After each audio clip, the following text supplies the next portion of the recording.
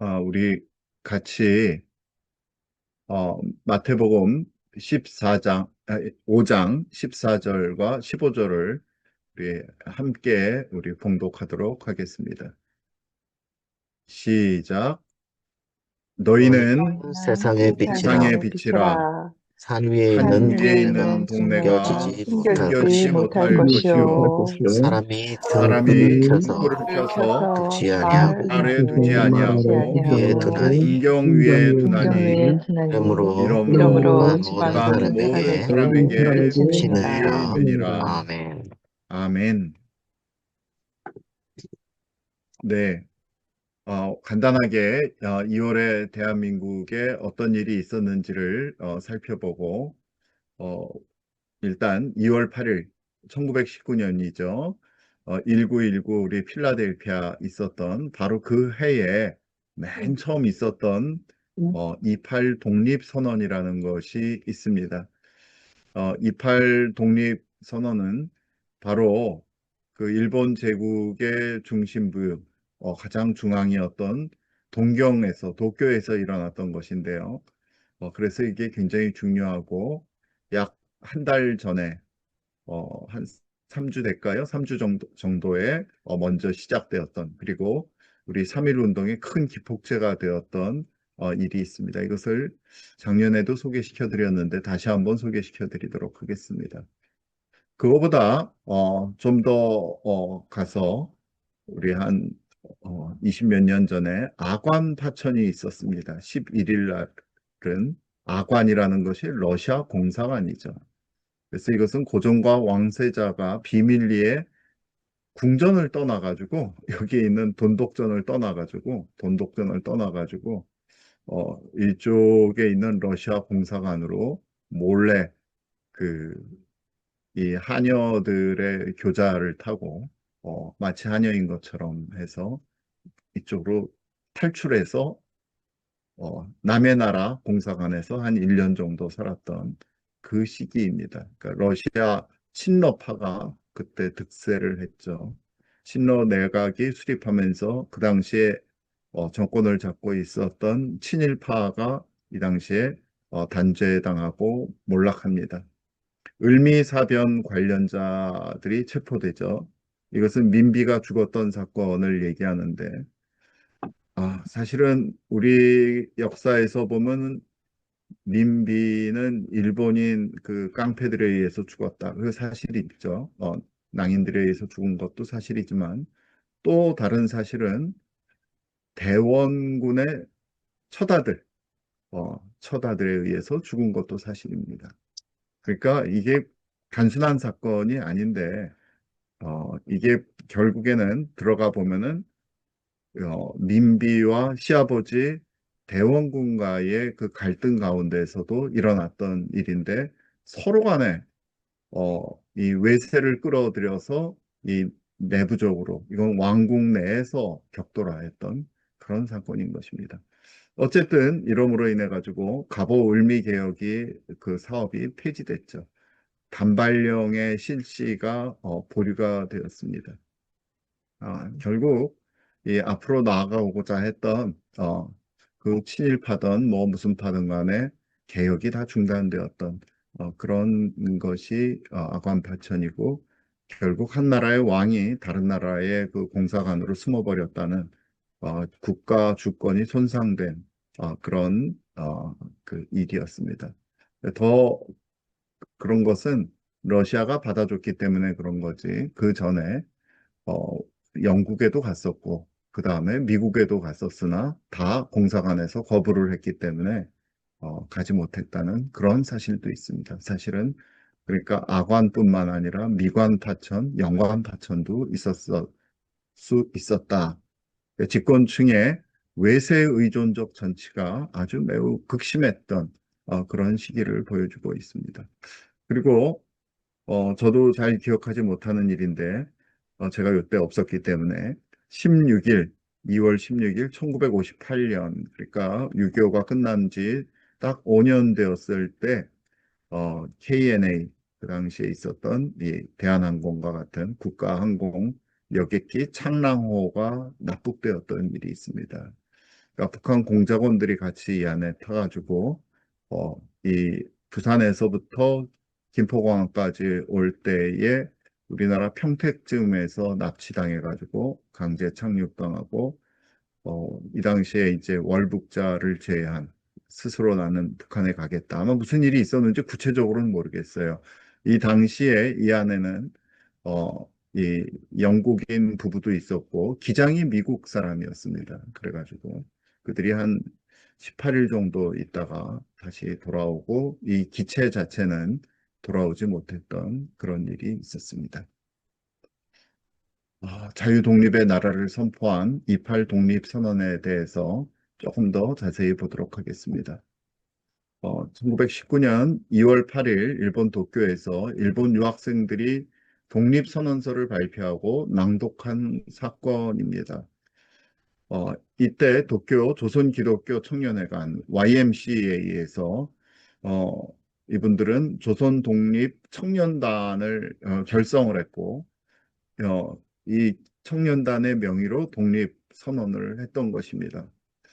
그리고 독립선언서를 쓰고 결의문, 민족대회 소집 청원서를 각국 대사관, 공사관, 일본 정부 언론사에 오전에 발송을 하였습니다.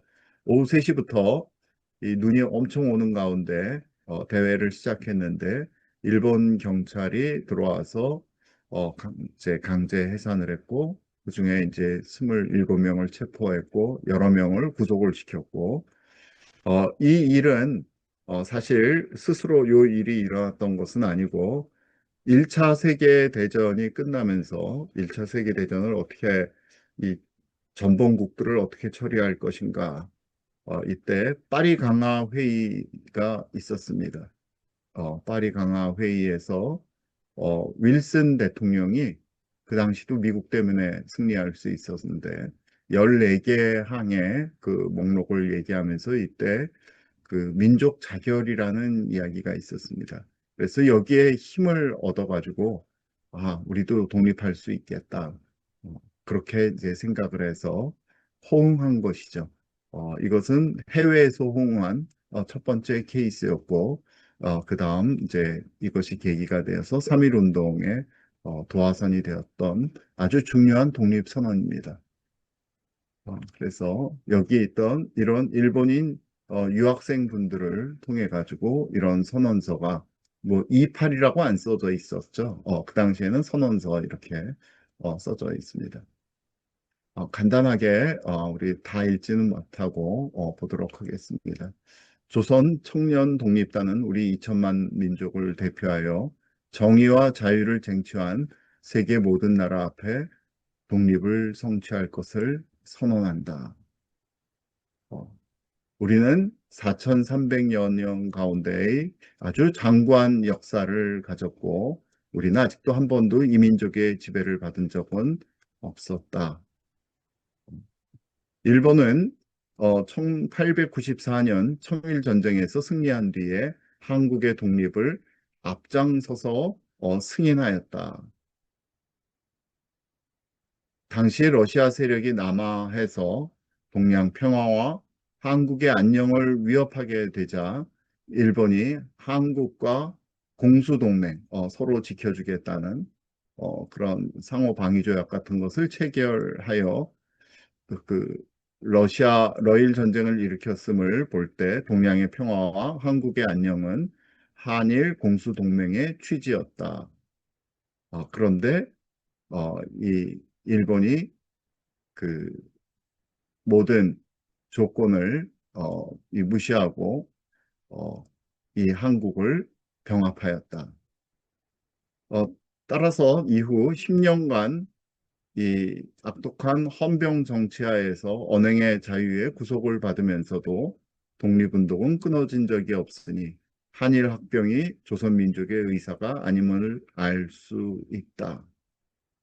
따라서 지금 어, 우리는 당연히 이 사정을 세계에 요구할 권리가 있다. 우리 민족에게는 참정권, 집회 결사의 자유, 언론 출판의 자유를 불허하며 심지어 종교의 자유, 기업의 자유까지 적지 않게 구속하고 나아가 행정, 사법, 경찰 등 모든 기관은 조선민족의 개인적인 권리마저 침해하고 있다. 그다음에 우리 민족과 일본 간의 우열의 차별을 두어서 우리는 영원히 일본인의 지배를 받게 하려 하고 있다. 소수의 관리를 제외하고는 전부 일본인을 고용해가지고 우리를 국가 운영의 능력과 경험을 획득할 기회를 갖지 못하게 하고 있다.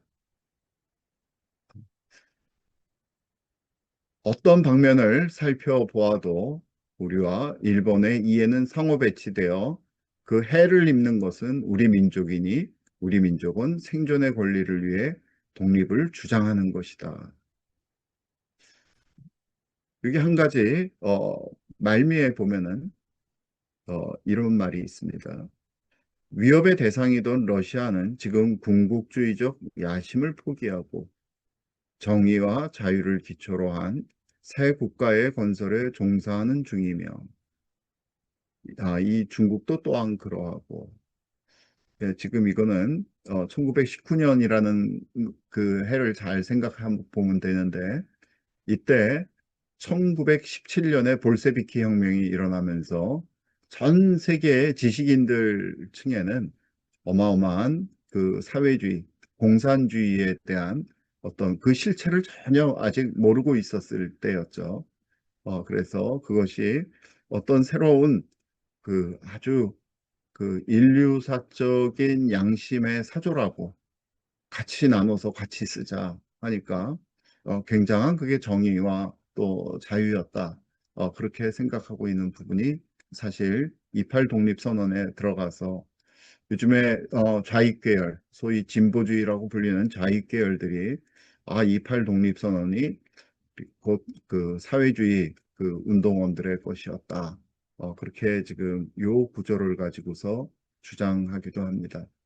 그러나 이 당시에는 아직까지 조선공산당이 그 다음에 사회주의 정당들이 우리나라의 조선의 그 당시 1923년 정도에 시작이 되기 때문에 아직 영향을 받지 않고 오직 학문적으로 영향을 받고 실제로 공산주의자들이 영향을 받던 사회주의자들이 있었던 것은 사실이지만 이 주체가 이 사람들이 아니었던 것을 우리가 생각해 볼 수 있겠습니다.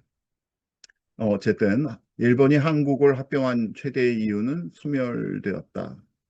따라서 우리 민족은 정당한 방법으로 우리 민족의 자유를 추구할 것이나 만일 이로써 성공하지 못한다면 우리 민족은 생존의 권리를 위해 모든 자유를 취하면서 최후의 일인까지 자유를 위한 뜨거운 삐를 뿌릴 것이니 이 어찌 동양 평화의 화근이 아닐 것인가. 우리는 일본에 대하여 영원한 혈전을 선포할 것이다. 우리 민족은 일본을 위시한 세계 각국의 우리 민족에게 민족 자결의 기회를 부여할 것을 요구하며 만일 그것이 이루어지지 않는다면 우리 민족은 생존을 위해 자유행동을 취함으로써 독립을 성취할 것을 선언한다. 이렇게 되어 있습니다. 그래서 결의문을 네 가지 정도 했는데요. 우리는 한일 합병이 우리 민족의 자유의사에서 비롯되지 않았다. 그러므로 독립을 주장하는 것이다. 그리고 두 번째는 조선 민족대회를 소집하고 대의의 결의에 따라 우리의 운명을 결정할 기회를 부여할 것을 요구한다. 이제 전체의 총선 같은 거를 지금 이야기하는 거죠. 그다음 만국 평화에 대해서 민족 자결주의를 우리 민족에게 적용할 것을 청구한다. 이건 일본뿐만 아니라 이제 모든 그 책임이 있던 그 당시 승전국들에게 이야기하는 것입니다. 그리고 그때 파리 평화 회의가 열리고 있었기 때문에 우리 여기 이 조선민족 대표 위원 3인을 만국 평화 회의에 파견할 것이다. 그렇게 얘기하고 있습니다. 이 앞에 세 가지 요구가 실현되지 않을 경우 우리 민족은 일본에 대해서 영원히 혈전을 선언한다. 끝까지 피를 흘려 싸우겠다. 그래서 발생하는 참화에 대해서 우리 민족은 어떠한 책임도 지지 않을 것이다. 그래서 그 당시 대표였던 최팔룡 선생님께서 가장 위에 있고, 그 다음 이 글을 작성한 춘원 이광수 선생님 같이 들어가 있고, 우리 나중에 그 조선일보 사장까지 하신 백광수 선생님이 있고, 이 당시에 평균 연령이 26살이라고 합니다. 그러니까 청년단이 맞죠. 우리 청년단이 이 일본 제국의 심장에서 이러한 발표를 하고 혼자 이렇게 모여서 한 것이 아니라 여러 군데 다 나눠주고 다 알 수 있게 하고, 실제로는 시가행진을 하려다가 시가행진을 우리 일본 경찰들이 말려가지고 못하게 됐던 그런 사건입니다. 여기 있던 이 청년들입니다. 일본에 있으니까 뭐 일본 옷을 입고 있는데요. 이분이 최팔룡 선생이고, 이분이 백광수 선생이고, 나이들이 어려 보이죠? 예. 이제 추록 기념 사진까지 이렇게 있는 것을 알 수 있습니다.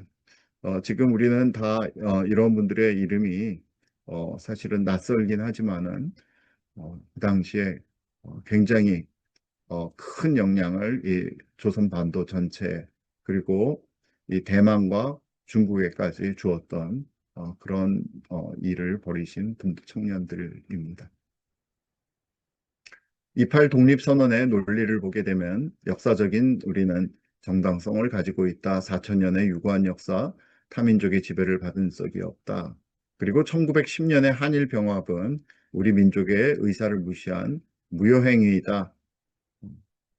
그 다음 생존권은 이 면에서 봤을 때 우리 민족 문화 그리고 번영을 위해서 필수적으로 독립이 필요하다.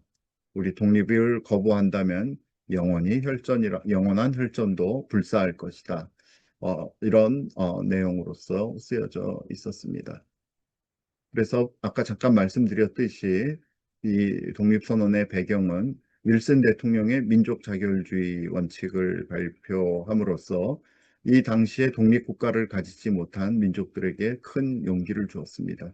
그런데 이 당시 문제는 사실 그 당시 승전국이었던 프랑스, 영국 등이 식민지를 내놓지 않으려고 했던 부분에 있었던 것이죠. 여기에 대해서 미국은 그들의 뜻을 꺾을 수가 없습니다.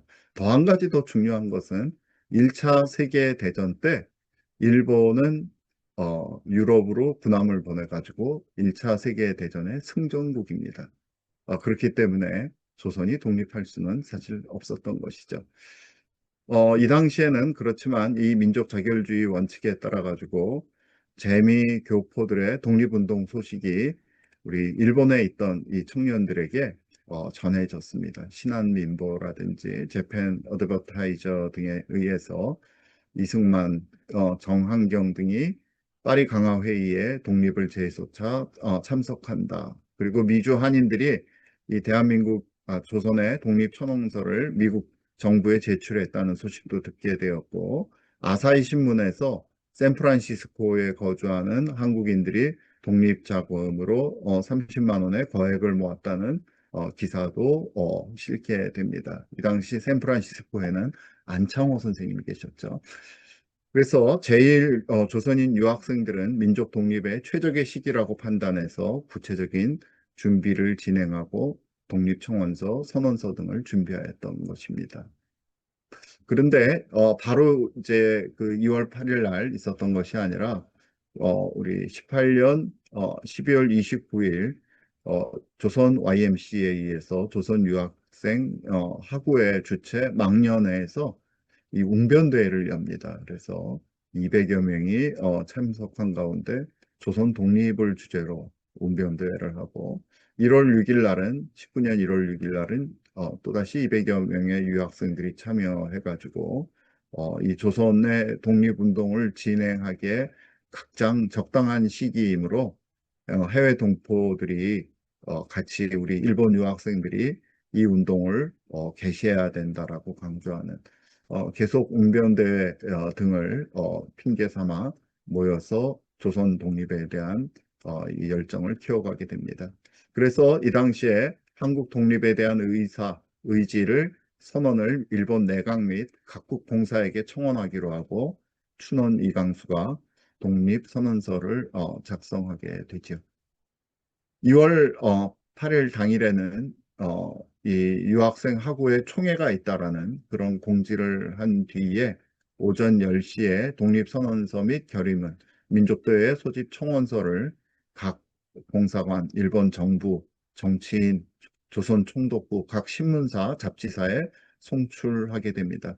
이들의 이 송출 낭독 소식은 그 다음날 상해에서의 데일리 뉴스에 이 조선 청년들의 열망이라는 제목으로 공개가 되고 그 다음 날에는 차이나 프레스에 자세히 보도돼서 세계에 이 소식이 흩어지게 됩니다. 600여 명이 오후 3시에 개회 기도를 한 다음에 시작을 했습니다. 그러니까 이들 대부분은 우리 크리스찬들이고 크리스찬 청년들이 모여서 이때 조선 청년단 독립단을 결성하고 사회를 윤창석 씨가 그리고 독립선언서를 만장일치로 채택하고 선언서 낭독은 백관수 선생님께서 하게 됩니다. 그래서 이렇게 오후 2시에 낭독하고 3시에는 일본 경찰이 들어와서 난투극이 발생하고 저녁에서는 60여 명이 체포되고 및 강제 해산이 되게 되는 거죠. 눈이 아주 많이 오는 날이었다라고 합니다. 이 당시에 같이 시작했었던 송계백은 독립선언서를 가지고 몰래 빠져나가죠. 그래서 서울에 도착해서 최린 현상윤에게 독립선언 계획을 알리고 이때로부터 이제 이 조선에서도 이, 이 만세운동이 준비되기 시작한 것입니다. 춘원은 망명을 해서 상해로 건너가서 28 독립선언서를 파리 강화회의에 참여하고 있던 윌슨 대통령, 프랑스 수상, 영국 수상 등에게 전문으로 보내게 됩니다. 그래서 총 27명의 학생들이 경찰에 연행되고 9명이 실형을 받고 그 중에서 이제 2명은 일본을 탈출했는데요. 나중에 이 수습은 보면은 이 동경에 있었던 YMCA가 와또 이들을 돕고 있었던 아주 이 양심이 있는 변호사였던 후세 다스치 하나이 다쿠조라는 이런 아주 뛰어난 변호사들이 이 조선 이 유학생들을 변호하기 시작합니다. 그래서 굉장히 양심이 있었던 시기가 있었던 거죠. 그래서 이분들의 노력에 의해서 아주 내란죄는 중범인데 내란죄가 아닌 출판법 위반의 가벼운 죄로 경감된 것으로 끝났던 사건입니다. 어쨌든 이 28 독립선언은 가장 처음 있었던 독립선언으로 이 주권 없는 노예의 삶을 거부한다. 자유, 행복, 평화를 위해 일어선다. 라는 그 주제를 가지고 있습니다. 그래서 여기에 참여했던 우리 학생들 120여 명이 다시 귀국해서 3.1 만세운동에 앞장섬으로써 3.1 운동을 촉진하는 그래서 조선의 자주성, 독립의 정당성을 세계에 알리고 한국인의 저항의 의지를 국제사회에 천명한 그런 사건이 되겠습니다. 특별히 우리 이 28 독립선언에 보면은 한국의 자유와 독립은 단지 한 국가의 독립을 넘어 인류 역사에서 자유와 독립이 지니는 보편적 권리로서 세계 평화에 이바지할 것이다라는 이런 문장이 있는데 이것은 또한 그 뒤에 최남선에 의해서 쓰여진 우리 기미 3.1 독립운동 그 이 선언문에 이 내용이 또 한 번 들어가게 됩니다.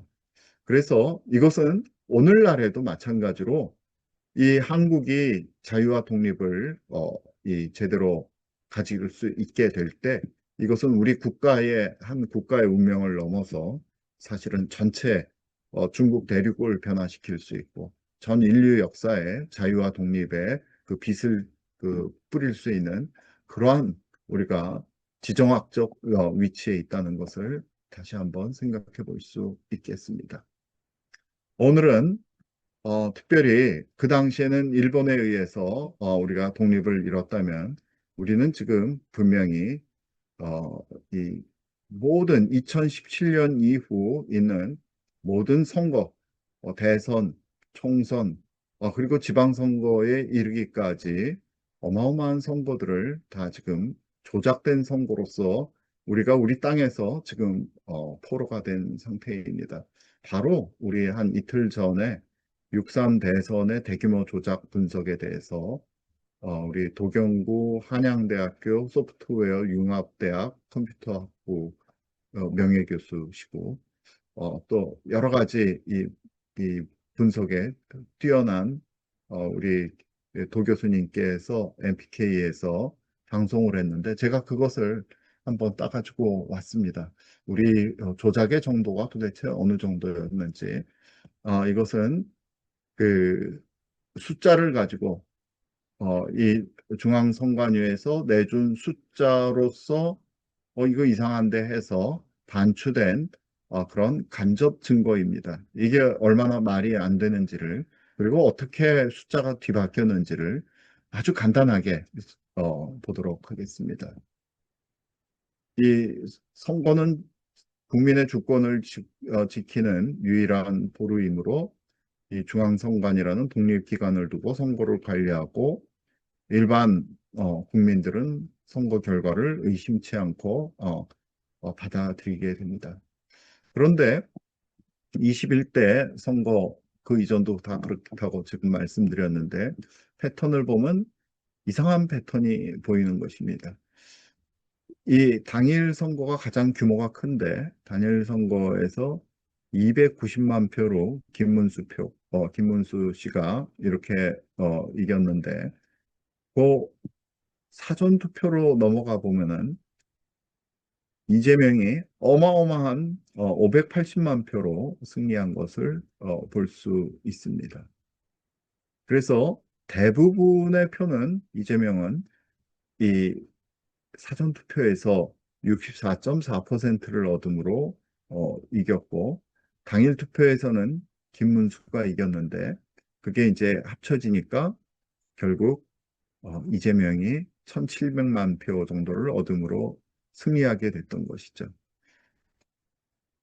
며칠 사이로 치러지는 같은 선거에서 투표 유형이 다르다고 당락이 바뀔 만큼 투표율의 차이가 지나치게 크게 나는 것은 굉장히 상식 밖이죠. 인위적인 조작이 의심되어 됩니다. 숫자 속에 진실이 숨어 있습니다. 그래서 득표수 속으로 들어가서 무슨 문제가 있는지 보도록 하겠습니다.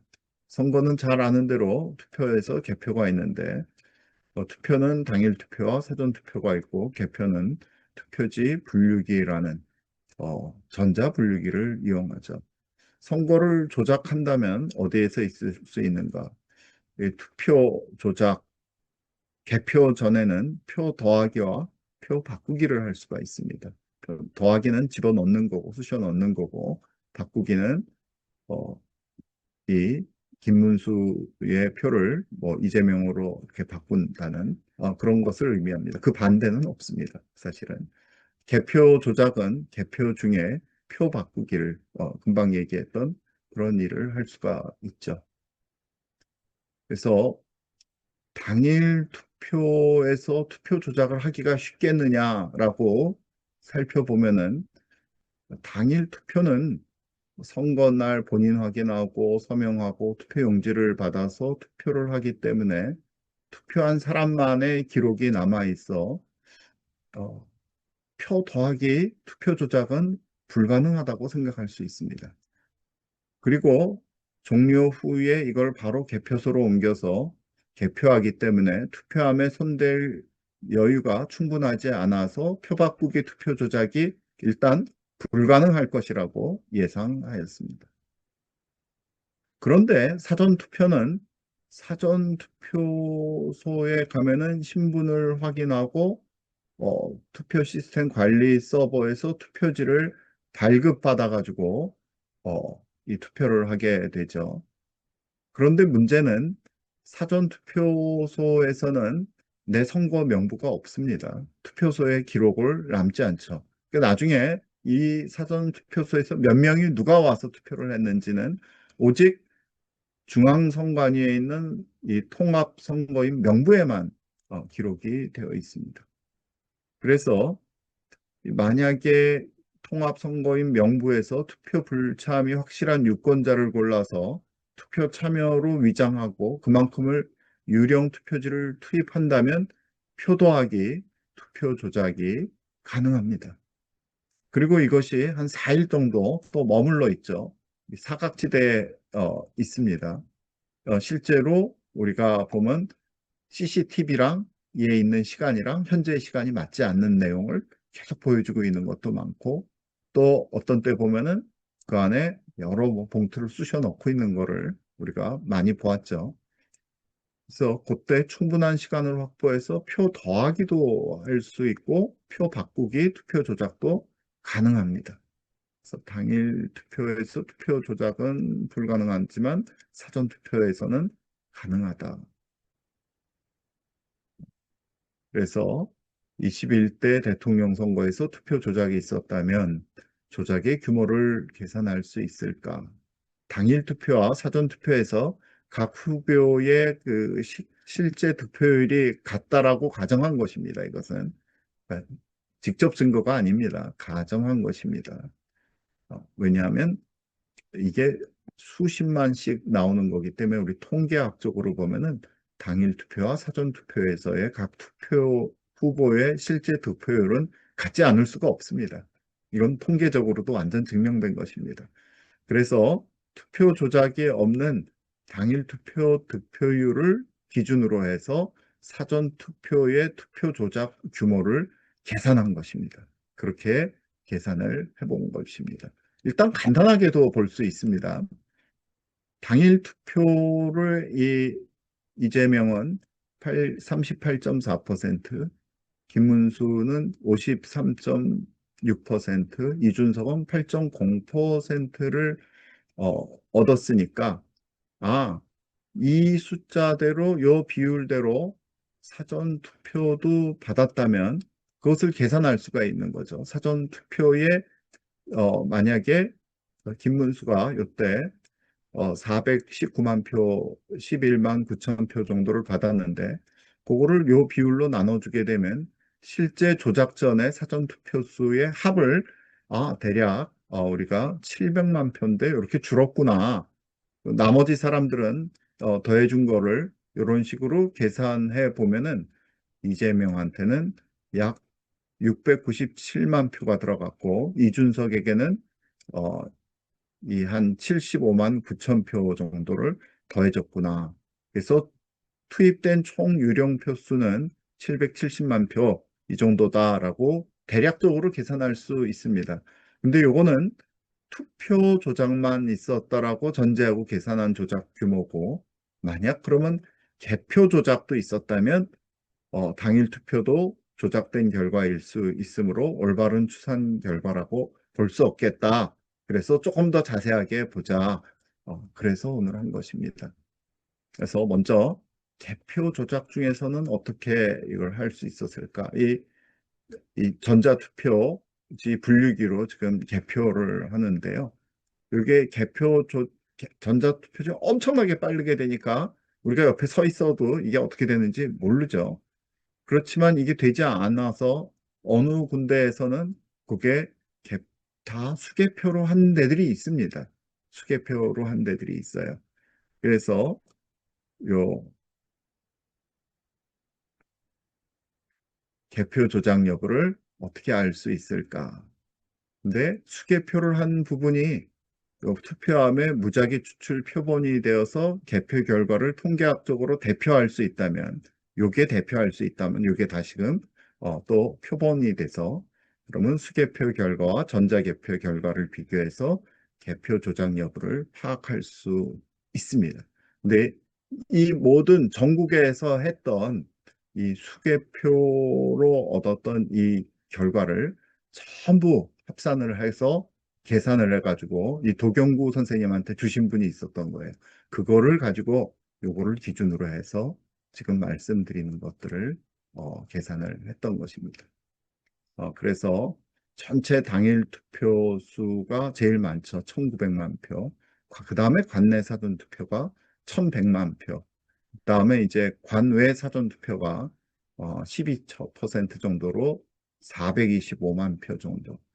그 다음 확 줄긴 하지만 제외 투표 수가 한 20만 표 되고 거서 선상 투표가 7만 8천 표 돼서 요 하나하나를 유형별로 분석을 한 것입니다.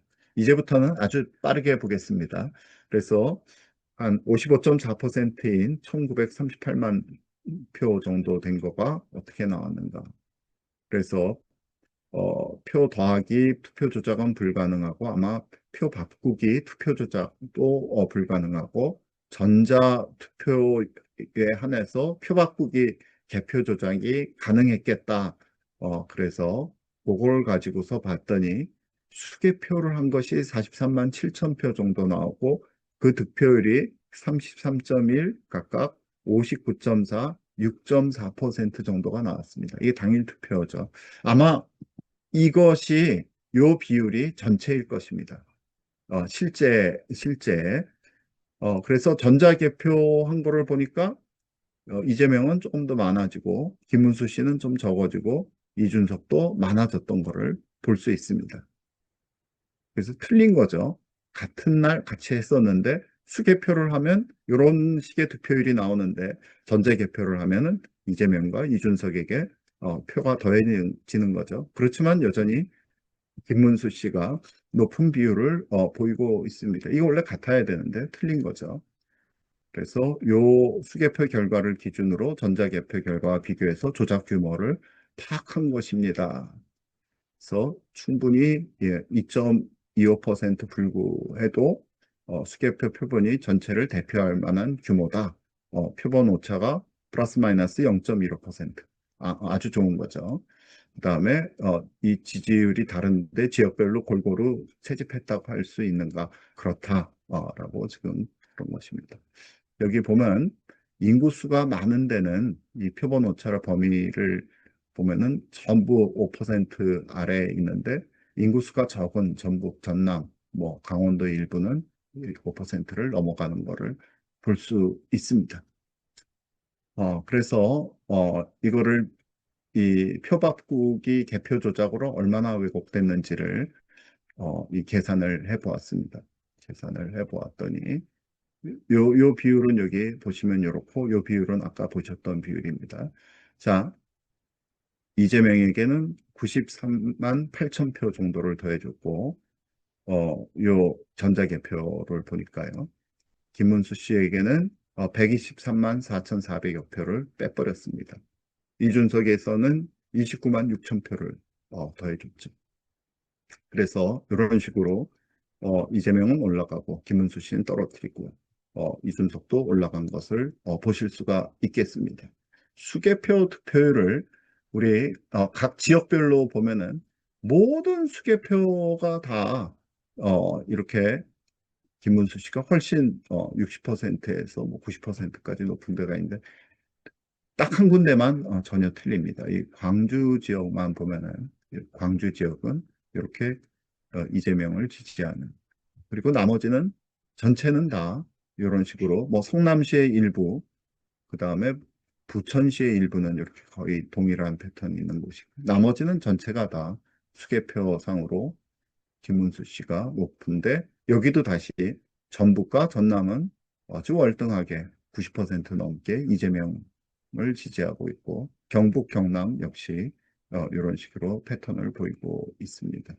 그런데 그거를 전자개표로 했더니 전자개표에서 보면은 김문수 씨는 다 이렇게 퍼센트가 떨어지고 이재명은 위로 다 올라가는 것을 볼 수가 있습니다. 그 반대로 또 되는 것도 우리 광주, 전남, 전북 그렇게 틀리고요. 예, 이걸로 봐서 이 전자개표로 할 때는 전체 김문수 씨의 표를 다 떨어뜨리는구나. 그리고 이 이재명과 이준석의 표를 올려주는가. 뭐 여기 보면은 밑에 이렇게 깔린 것이 이준석 것인데 이렇게 전자개표를 하게 되면 조금씩 다 올려주는 거를 볼 수 있습니다. 예. 그래서 요 정도로 보도록 하고요. 요거는 그 득표율이 어떻게 변하는가 보면 전부 이 0%를 중심으로 해서 그 이재명의 것은 전부 득표율이 올라가 있고 김문수 씨는 각 지역마다 득표율이 다 떨어져 있는 것을 볼 수 있습니다. 데칼코마니처럼 이 표가 이렇게 돼 있죠. 그래서 완전히 이렇게 서로 간에 거의 시메트릭하게 데칼코마니 같이 이재명의 것은 올려주고 그 다음에 김문수 씨 거는 떨어뜨려 놓은 것을 볼 수 있습니다. 뭐 마찬가지입니다. 그런데 거의 조작이 없는 곳이 있어요. 광주 그렇고 강원 일부가 그렇고 전북과 전남은 조작이 거의 없습니다. 그것을 볼 수가 있습니다.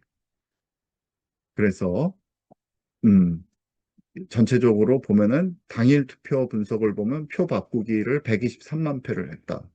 표 바꾸기 빈도는 구로에서 9번 할 때마다 그 김문수 씨의 표를 어, 9번째에 이재명과 이준석의 비율 3.2 대 1의 비율로 주었다.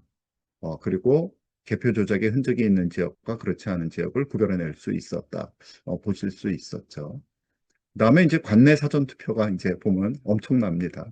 이게 이제 무려 1,100만 표 정도, 31.6%가 했다라고 그러는데 이것도 똑같이 이 수개표를 한 지역이 있었습니다. 그래서 23만 4,524표, 2.12%를 요 오차 요 수개표를 한 요 득표율을 보게 되면 여기는 압도적으로 이재명이 59.7%, 김문수 씨가 33.1%, 이준석이 6.1%. 그래서 이걸 가지고 이 젊은이들이 내지는 이 진보가 이 진보들은 다 이 미리 가가지고 이 투표하고 논다. 뭐 그렇게 지금 계속 설명을 하고 있지 않습니까? 근데 어쨌든 이것도 이마저도 수개표보다도 전자개표를 하면은 훨씬 더 올라가는 거를 볼 수가 있습니다. 전자개표에서는 이재명이 65.7, 김문수 씨는 더 떨어뜨리고 이준석은 더 조금 더 올려준 그런 똑같은 결과를 지금 보여주고 있습니다.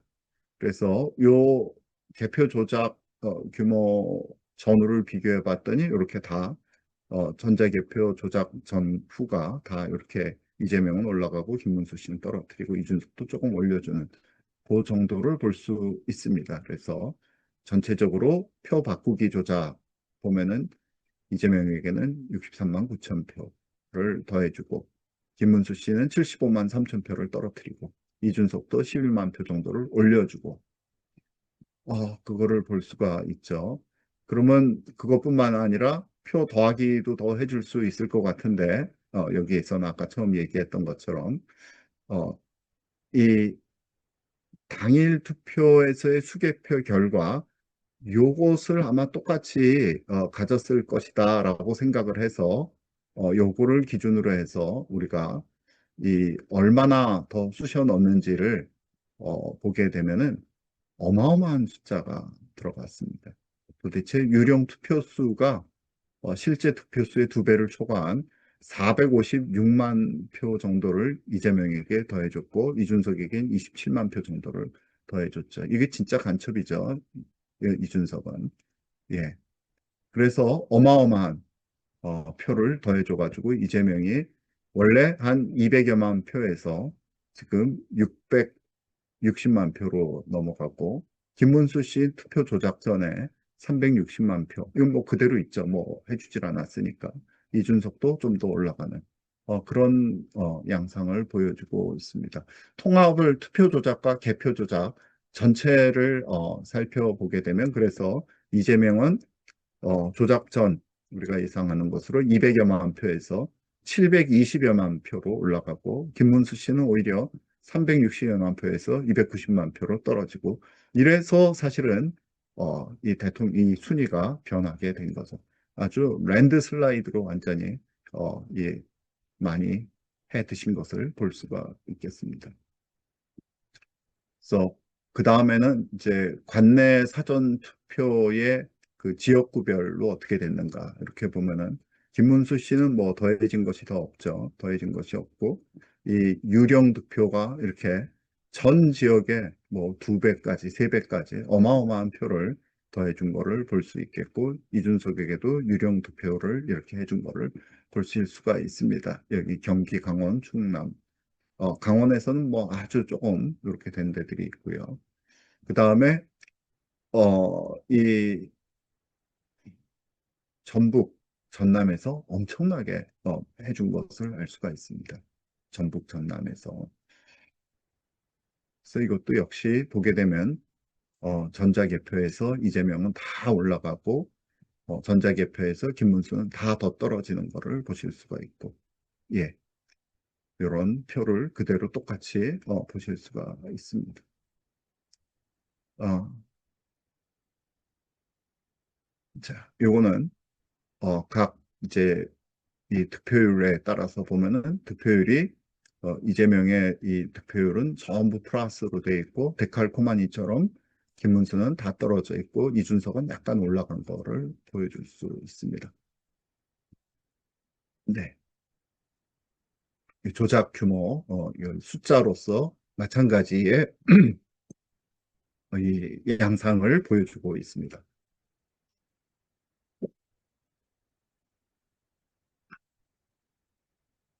여기도 마찬가지죠. 경기, 강원,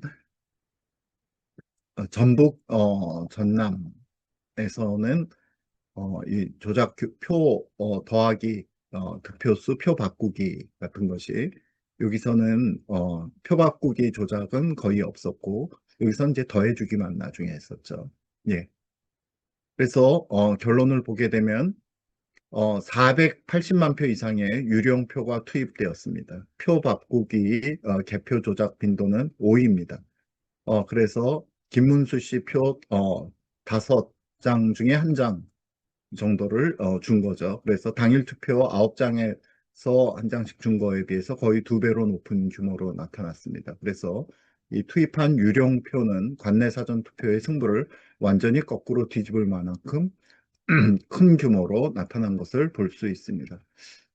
우리 작긴 하지만 12.1%였던 관내 사전 투표도 역시 같은 개념으로 이렇게 해보면 많지는 않지만 이 득표수도 이 수개표가 여기서도 있었는데 곧 이재명의 수개표 했던 것보다 전자개표를 하면 더 이재명은 올라가고 김문수는 떨어지고 이준석 약간 올라가고 하는 그 양상이 이 모든 어, 이 관외 사전 투표에서도 똑같이 볼 수 있었습니다. 그래서 관외 사전 투표에서 이재명에게 약 4만 4천 표를 더해줬고 김문수 씨에게 6만 3천 표를 빼버렸고 이준석에게 1만 9천 표를 더해줘가지고 이런 양상을 보였습니다.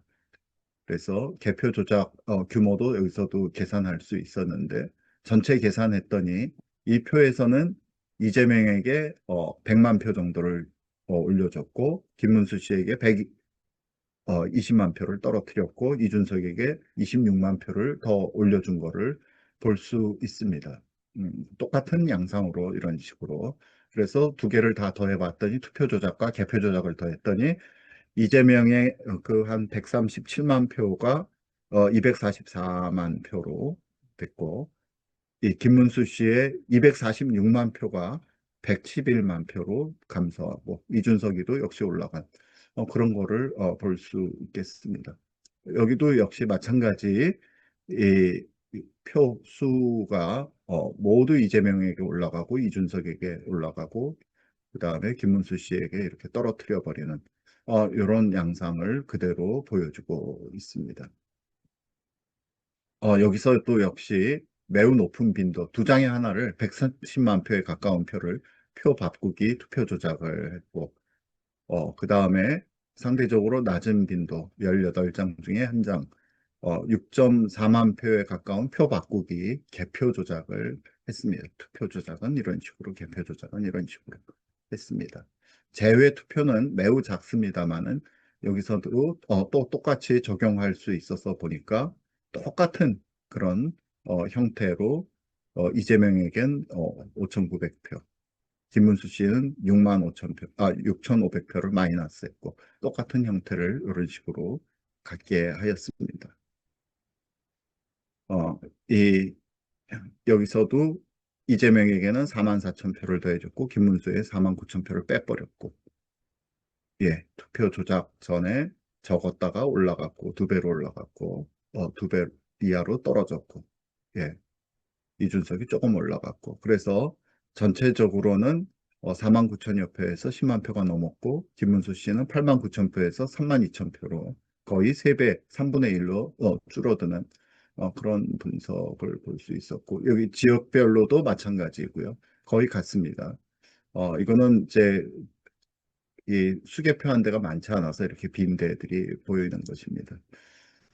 자, 그래서 재외 국민 투표를 보면은 여기서도 매우 높은 빈도로 5만 회에 가까운 표 바꾸기 투표 조작이 있었고, 그 다음에 이 한 낮은 빈도 6장에 한 번 6,500회가 넘는 표 바꾸기 개표 조작이 있었습니다.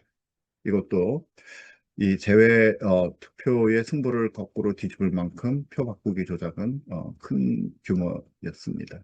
거서선상도 마찬가지입니다. 여기는 빨리 넘어가도록 하겠습니다. 그래서 전체적인 통합 이 규모를 보게 되면 전체적으로는 어, 투입한 총 유령표는 403, 어, 483만 5천여 표를 유령표를 투입을 했고요. 어마어마한 숫자를 투입한 거죠. 그 다음에 표 바꾸기는 341만 6천 표. 이거는 두 배의 효과가 납니다. 하나를 빼서 하나를 더해 주니까 그런 효과가 나타납니다. 그래서 우리 도경구 교수님께서 이 계산을 한 것을 보면 사실은 통계적으로 저는 아주 비슷한 통계가 실제로 우리가 보진 않았지만 나왔을 거라고 생각하는데요.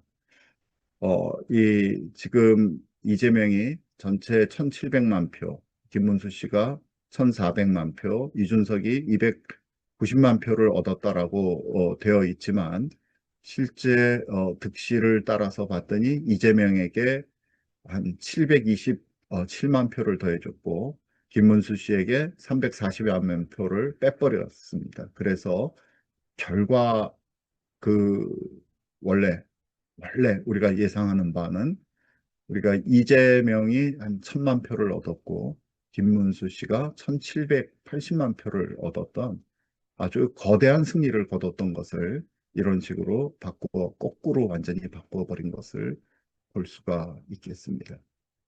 이것이 지금 우리의 현실이고 이것이 바꿔지지 않는다면 앞으로 있을 우리 지방선거 역시 뭐 무슨 어떠한 뭐 선거를 열심히 운동을 하던 이것은 바뀌어질 수가 없는 일인 것입니다. 지금 이 결과가 이렇습니다. 우리가 선거를 바꿀 수 없으면 우리는 자유민의 나라를 지속할 수 없습니다. 이 부분을 우리가 정말 회복해야 됩니다. 말씀에서는 우리 십계명에서 도둑질을 하지 말고 이웃에 대해서 거짓 증거하지 말고 이웃의 집을 탐내지 말아라. 경계하는 자가 법대로 경계하지 아니하면 승리자의 관을 얻지 못할 것이다. 그렇게 얘기하고 있습니다. 어, 시간이 많이 됐지만 우리 2026년 28 자유독립선언서 시대적 소명으로서 한번 작성해 보았습니다. 우리 같이 한번 읽어보면서 오늘 이 시간을 오늘 111 기도문은 각자 하는 걸로 그렇게 하고 어, 같이 한번 우리 읽도록 하겠습니다. 작은 글씨는 제가 읽도록 하겠습니다. 우리 같이 어, 우리는서부터 같이 한번 읽도록 하겠습니다. 시작. 우리는 우리는 우리는 이제 외세의 외세의 은밀한 은밀한 침략과 침략과 외의 기만으로부터 외의 외의 기만으로부터 기만으로부터 완전히 완전히 하나님께서 독립하여 주신 하나님께서 천부인권을 주신 천부인권을 세상의 온 세상의 온 신분, 세상의 신분, 정직한 정직한 자유인 정직한 자유인, 자유인 거룩한 나라가 거룩한 될 나라가 될 것을 것을 선포한다. 선포한다. 것을 선포한다. 시대적 소명에 대해서 말씀드리겠습니다. 하늘이 인간에게 부여한 권리는 그 누구도 도둑질할 수 없으며 진실을 가리는 거짓 증거는 공의의 심판을 면치 못할 것이다. 타인의 주권을 훔치는 탐심은 멸망의 길이며 오직 법대로 공정하게 경주하는 자만이 의로운 면류관을 얻을 수 있음을 믿는다. 오늘날 대한민국은 중공과 그 추종 세력이 획책한 하이브리드 전쟁이라는 유령과 싸우고 있다. 저들은 총칼 대신 선거 조작 알고리즘을 통해 여론 조작을 통해 우리 국민의 주권을 도둑질하고 자유민주주의의 근간을 뿌리채 흔들고 있다.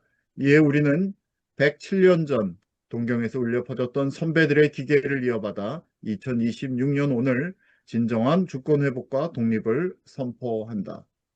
같이 선포하도록 하겠습니다. 하나, 시작. 선거 선거의 선거 주권의 주권의 주권의 완전한 완전한 회복을 회복을 선포한다. 선포한다. 선거는 주권자의 신성한 의사 표시이며 이를 왜곡하는 전산 조작과 외부 개입은 인류에 대한 범죄이다.